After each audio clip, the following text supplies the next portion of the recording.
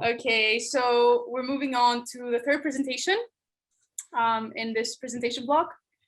And next up we have Ioana Ivan, who will be addressing the clinical setting of psychedelics. Ioana is a clinical psychologist and a psychotherapy master's student at the, I'm going to say this wrong, Babeș-Bolyai University in Cluj-Napoca, Romania. Perfect. Thank you.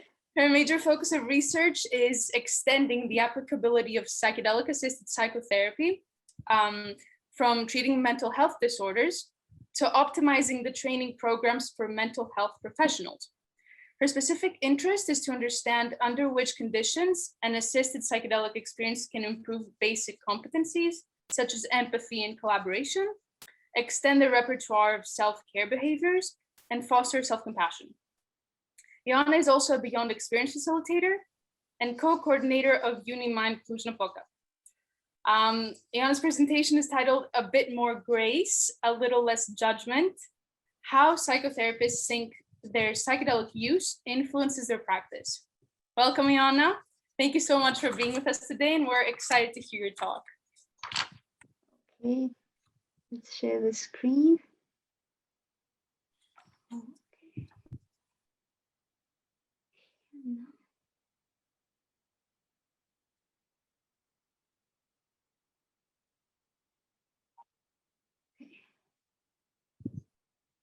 We can see it. Okay, this is awesome. Perfect. Okay, so hello everyone. I'm really happy to be here. And there's one, I'm really happy to open up a dialogue with you, but I'm also really happy for the fact that I can skip the first 5 minutes of my presentation, which is usually trying to convince people that this is a legitimate area of research. So I can just jump right in and tell you what this is about. So this is a qualitative study. And the aim was to understand in what sense the psychedelic experiences that psychotherapists had over their life influenced their practice, their view on psychopathology, their view of mental health, and their role as psychotherapists. So, of course, I thought this is a revolutionary idea, right? Putting psychotherapists together with psychedelics and just jumble them and see what comes out. But of course, as any revolutionary scientist finds out soon enough, it is not a new idea. It is actually pretty old. So what you see here is the Sadska Psychiatric Center. That was this is in Czech Republic near Prague, and the man who was the head of research here is Milner Hausner. And so after a long time of experimenting himself with psychedelic substances, he realized that giving psychedelic substances to the mental health professionals who were working with patients might really increase their ability to understand what their patients are going through. And they didn't only use them for understanding what's going on with the patients, but also for seeing if these substances have an ability to improve their own lives. And there are some researchers who say that their interest in studying psychedelic substances actually stemmed from their experience in a clinical setting with a psychedelic substance. And it's not only them who did this, it was also Spring Grove, Maryland, the group in Spring Grove, Maryland, and also the group in Prague, in the Central Psychiatric Hospital in Prague. So, and this is interesting because it's not only that mental health professionals did this on a regular basis, it's also that the mental health professionals who worked with psychedelics and did not want to have the experience themselves were viewed as a little bit suspicious, in the sense that their colleagues thought maybe they have some bias against the experience, and this bias against the experience might negatively influence the way they guide the session and the therapy. So even though this was a very widespread phenomenon back in the 50s and 70s, when psychedelics were readily available and for recreational use and for research centers, we have only a couple of studies in English that really look at the connection between these experiences and the way this experience have influenced the practice of psychotherapists. For example, Winkler and Csemy find that, talk to the psychotherapists who have tried LSD in former Czechoslovakia, and what they find is that they think the LSD experience not only helped them become better practitioners, but it also enriched their lives. So considering that we know that from observational studies, from clinical studies, that psychedelic compounds increase cooperation, pro-social behavior, acceptance of self and others, and empathy, well, these variables that I've just mentioned are the exact components of a good therapeutic relationship.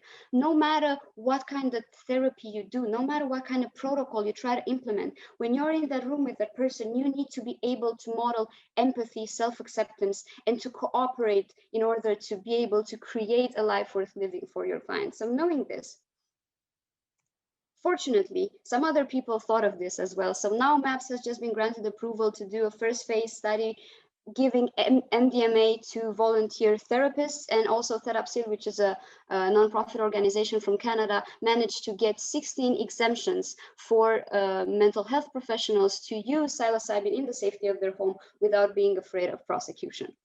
So what did I do in the midst of this great renaissance of this particular field of psychedelic science? So I talked to 10 mental health professionals, 8 psychotherapists, and 2 psychiatrists. I emailed them, I invited them to come to my study. Their ages vary a lot. It's like from 26 to 70, and the experience they have, the time they spend in this profession vary as well, from 2 years to 40 years.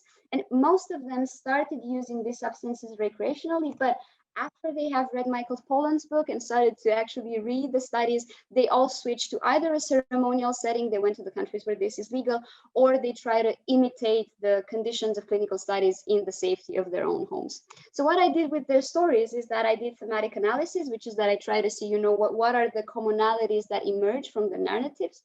And as I did this, I always had in mind the fact that the observer never observes the behavioral event which would have taken place in his absence, nor hears an account identical with that which the same narrator would give to another person. Okay, so this is co-constructed meaning. And in a sense, the value of this research, the value of those narratives is not really their correspondence to a sort of inner representation, a true inner representation of the participant, but really the measure in which it's able to orient us in our research and in our practice. And I would like to quote one of the participants who is really aware of this conundrum. She said, "I'm sure the psychedelic experience has changed my practice, but how is, I don't know. It's like being a very experienced cook and getting 2 or 3 new herbs. Has it changed the way you run your restaurant? Yes? No? It's a very difficult question." Okay, so keeping that in mind, what I got is enhanced empathy for clients. All of the participants felt that. Increased ability to be mindful in session, to be present, to pay attention. Increased self-efficacy, self-compassion, trust in the efficiency of techniques applied in psychotherapy, and trust in the client's ability to thrive in spite of psychosocial stress. And this is interesting because this overlaps almost perfectly with the contributions that normal psychotherapy has on the practice of psychotherapists. So psychotherapists who go as clients to therapy report that they feel these things: more complete understanding of human relationships, relief and care in response to the intense emotional demands of being a therapist, which in our study is compassion, direct experience of therapist benefits, which is increased trust in the therapeutic technique, and direct understanding of client struggles and needs, which is empathy. So let me show you how this looks. So this is my favorite part. I'm just going to read you these beautiful excerpts from what my participants said. After the experience, when clients told me their stories, the meaning would simply emerge. They made sense given the reality that the client lived in, and I was able to be present here and now with them. I didn't need to make any judgment to moralize them. I could walk in their shoes. I could walk alongside them without impersonating a savior. Usually, right before I woke up, there was a critical voice that was very tough on me on minor matters. Now, when I wake up, it is still there, but there is also a new voice, a very gentle voice which says, let's see what's up with this anxiety and where it comes from. And this voice wasn't there before. It is a gentle and curious presence, very similar to the presence who was guiding me in the psychedelic experience. Another participant says, there was an instant change in my relationship to myself. And I think that it was so healing for me to see myself in a way that made me fall back in love with myself, that brought me back to this confident idea that I'm capable, I can do what I want with my life and celebrate, meet myself. Loads of things have changed, but it's really the attitude I had towards myself that was really the catalyst. And I've stopped drinking. That has been such a gift. to recognize and not turn away from the reality of grief and suffering of the world, but also acknowledge the equal power of transcendence and purpose. That has allowed me to maintain my equilibrium as a therapist and as a human being. It made me see the possibility of transformation. It gave me more confidence in the work that I'm doing. It's the confidence that comes from knowing that what I'm doing is worthwhile. I don't like giving people medicines that make them not feel anything, that make them feel not able to relate to other human beings and to think of themselves as depressed or psychotic, because people are always much, much more than that, always. And I think that that is the one thing that psychedelics have taught me. Being with people in a way that says, okay, yes, a part of you is suffering from sickness, but that's not all of you. Let's go find the healthy parts and support that. I can't imagine seeing the pain that people are experiencing and the horrible things that people have been through and have them come in and feel their pain, but not be able to help them get better. I just can't imagine that. I couldn't live with that. I would just feel so useless. I think that the psychedelic use, I'm sure, is mostly responsible for challenging the helplessness and hopelessness I felt as a therapist. There was a very poignant moment where I went through my own pain about my father leaving his family. And when I got to the bottom of that pain of mine, I started to cry his tears. And if that isn't something that we're trying to do in psychotherapy, I'm not quite sure what else sums it up that way. To get through your own suffering and to move it all out of the way so that you can get through to other people's as well. I believe I was always incredibly compassionate, but in the trip space, the mushroom would show me suffering, suffering, suffering, things I've never gone through. So I got to feel at a visceral level what it's like to be suicidal, to be despairing. What is it like to grow up without safety, in chaos? What's it like to be sexually abused? The mushroom shows me this, and it's the greatest pain I've ever experienced. And I say to the mushroom, I know, why are you showing me this? I'm one of the good guys. And then it says, you don't know. You know, but I want you to know in every fiber.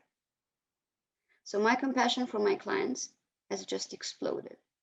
It's a supernova now because I walked in their shoes.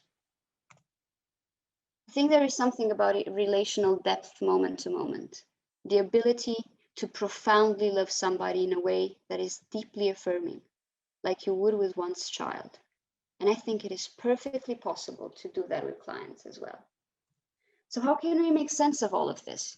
One model that we could use is psychological flexibility from acceptance and commitment therapy, because what we see is that the participants are more able to accept their own inner struggles in therapy and outside of therapy. And they're also more able to accept the fact that their clients are suffering and not try to avoid that or fix it right away. They're also more able to pay flexible attention to the present moment while they are in session, they really are there completely. And they're also more aware of how valuable their work is for themselves and for the world.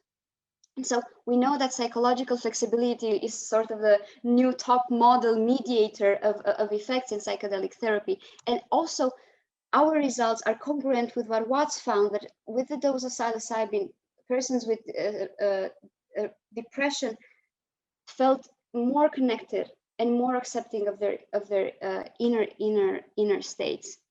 So the question remains, what is it that is being regenerated? The clients come in session and it feels like something is missing in their lives, like something is missing inside of them.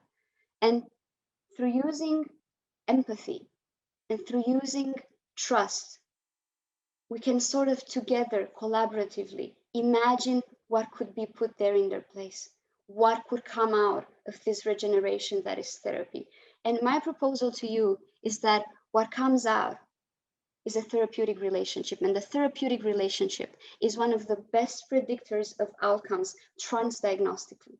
and trans theory. No matter what kind of therapy you do, the therapeutic relationship is one of the most important predictors of outcome. And empathy, emotional attunement, and interpersonal trust, the variables that you saw in my study, predicts the outcome of therapy 5 years after therapy was terminated, regardless of the therapeutic approach and regardless of how much time the therapist has spent in supervision. So in the end, I would like to note that what my participant said really sounds like it's taken from the ACT therapeutic stance on from Roger's book, Client-Centered Therapy, because what they're saying is, this experience reminded me that me and my client are in the same boat. And before thinking of me as an expert and them as a patient, we are both humans and we are struggling together to find a life that is worth living. There's unconditional positive self-regard. That's what trust means. What Roger says, positive unconditional positive self-regard means you look at your client and despite their struggles and despite their less adaptive behaviors, what you see is a person who can thrive. And this is what we see in our participants as well. So doing interviews with people who spend almost their entire lives trying to help other people find lives that are worth living is kind of addictive. So this is an ongoing project. If you are a therapist or a mental health worker and you have had a psychedelic experience, good or bad, and you would like to share what has happened, I would really love to be there and hear your story. So this is my email. You can contact me anytime you want. And I would like to end with a quote from my participant, from one of my participants, and with a little bit of unrequested advice. This is about, the quote is about therapy, but I gently invite you to insert there your profession. It may be a researchers or maybe a professors, anything goes, okay? So it goes like, when you are in the room with somebody else, it's hard for everybody. People don't turn around and say, oh, everything is great. This is wonderful. Psychotherapy has changed my life all the time. Most of the time, people are still finding it very difficult. So there was a moment in my journey which said, this is good work. This is something special. This is something important. And when you train as a psychotherapist, you don't really hear that from anybody. So my suggestion is that maybe in our teams, with our colleagues, we can be that encouraging voice that at 8 o'clock in the morning, when everyone's sipping their coffees just to get through the day, we can be there and say, hey, what you do is relevant. What you do is important. Thank you. Thank you, Anna. I think this touched many of us. Yeah, thank you so much. Before I may ask a question for your presentation too, but before I do, I'm gonna ask whatever came in from the audience. Lots of thank yous among that. I think maybe we have some mental health professionals among our crowd here, so yeah. Simon says, very moving to hear these words and experiences. Thank you for sharing.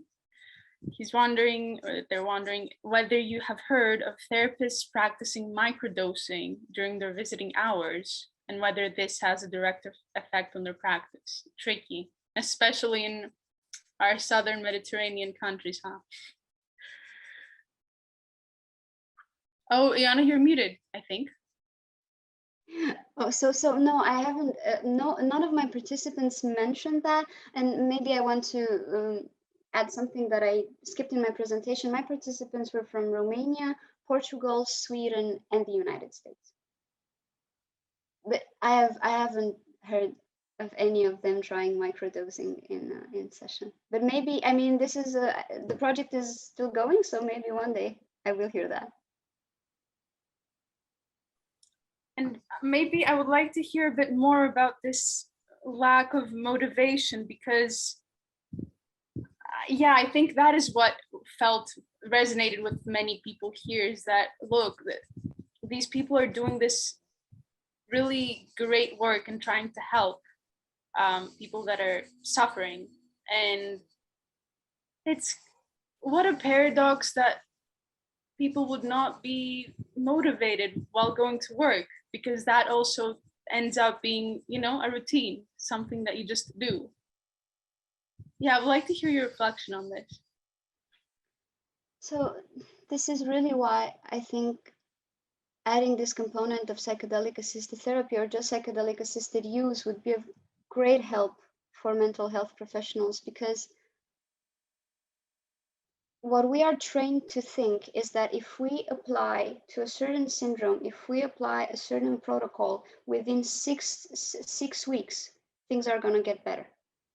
And so you come out of school and you go to each client with this feeling that you are doing an intervention that somehow resembles a medical intervention, and it has like a 90% chance of success. And then you go on and you discover that in front of you is a person who is suffering for a gazillion different reasons, whose life is hard. No matter how well they are in their head, their life is still hard. So you start to realize that you are not a curer of pain. And unless you can really contact that humanity of pain and be able to commit to struggling through it with your client, not by healing him or her, but by just joining her in that struggle. Unless you can do that, I think it becomes, as one of the participants says, hopeless. Because I was trained to heal, and most of the time, I don't. And this is why I think, in this part of self-compassion, I think psychedelic use also washes some compassion on psychotherapists, saying, okay, you might not be able to do what in your heart of hearts you desire, which is heal, but that it doesn't matter that what you do is not of great importance. So if I have can I just add one more thing? There was a participant who told me a beautiful story. She was in an ayahuasca experience, and she saw, like, in her visions, a group of healers, and there were shamans and doctors. These are like the archetype of healers. And she had been a psychotherapist for her entire life, but she was ashamed to go there because they seemed like really powerful healers.